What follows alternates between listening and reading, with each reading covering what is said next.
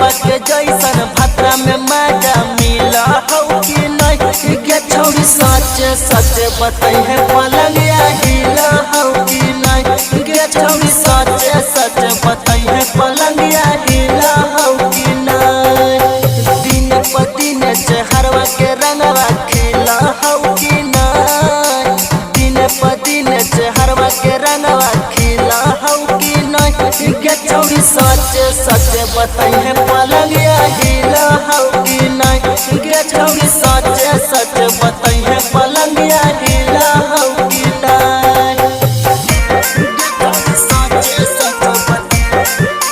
के छौरी सच सच बताई है पलंगिया हिला हो कि नहीं म्यूजिक डायरेक्टर धर्मजी नटराज छौरी सच सच बताई है पलंगिया हिला हो कि नहीं आधी आधी रतिया छौरी करहानी प्यार के छोड़ के तू चल गेली अब ससुरार गे आधी आधी रतिया छौरी करहानी प्यार के छोड़ के तू चल गेली अब ससुरार गे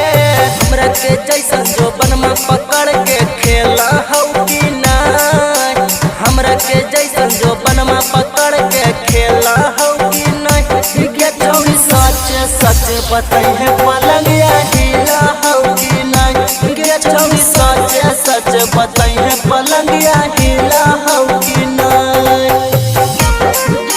सच सच बताई